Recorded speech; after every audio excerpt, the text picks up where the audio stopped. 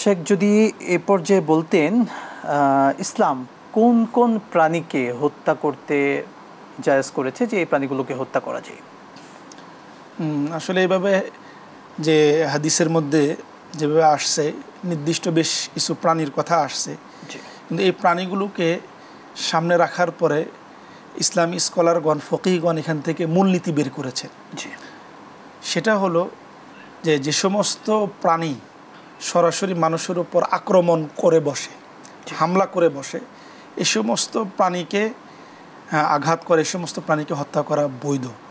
তো এর মধ্যে এক নম্বরে যে টিকটিকির কথা আসছে, যে ইঁদুরের কথা আসছে, পাগলা কুকুরের কথা আসছে, চিলের কথা আসছে, সাপ বিচ্ছুর কথা আসছে।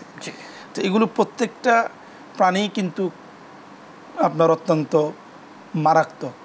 ইঁদুরের কথাই আমরা বলি এটা আমাদের ফসল এবং আমাদের যে ক্ষেত খামারের মধ্যে খুব ক্ষতি করে।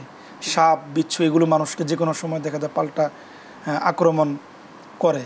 তবে সব সাপ না, কিছু সাপ এমনও আছে যেগুলো আপনার পাল্টা আক্রমণ না করে চুপচাপ বসেও থাকে। তো এই জন্য এখান থেকে ইসলামী স্কলারগণ এই বিষয়টা নিয়ে আসছেন যে যদি কোনো প্রাণী এরকম হয় যে সে আঘাত করার মতো, আক্রমণ করার মতো উদ্যোগ, তাহলে শুরুতেই তাকে হত্যা করা বৈধ।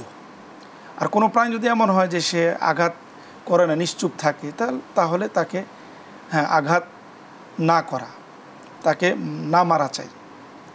যদি এরকম মনে হয় যে না, সে আমার উপর আক্রমণ করে বসতেই পারে, আমাকে ক্ষতি সাধন করতেই পারে, তাহলে সেক্ষেত্রে তার উপর আক্রমণ করা যায়। বিশেষভাবে সাপের বেলায় আমাদের একটু সতর্কতাটা বেশি অবলম্বন করতে হবে, কারণ রাসূল করিম সাল্লাল্লাহু আলাইহি সাল্লাম আমাদেরকে সতর্ক করছেন যে তোমরা রাত্রেবেলা যখন সাপ দেখো তখন তোমরা তাকে সতর্ক করো, কারণ অনেক সময় বিভিন্ন জিন এরা রাত্রিবেলায় সাপের আকার ধারণ করে, সাপের সুরত ধরে এরা থাকে।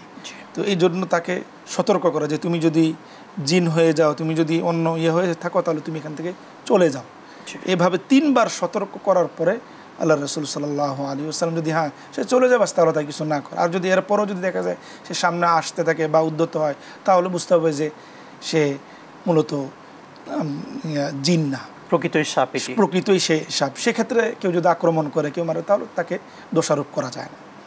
তো এই জন্য এই সকল প্রাণীর থেকে অন্য যে এগুলো তো হাদিসের মধ্যে উদাহরণ হিসেবে বলা হয়েছে, এর অর্থ শুধু এটাই নয় যে শুধু এই প্রাণীগুলি, মূলনীতি যে প্রাণীগুলো আমার ক্ষতি করতে পারে এবং ক্ষতি করতে আসছে, তেড়ে আসছে আমার দিকে, সেই প্রাণীগুলোকে আমরা চাইলে হত্যা করতে পারি। এই ধরনের। শুকরান, জাযাকাল্লাহ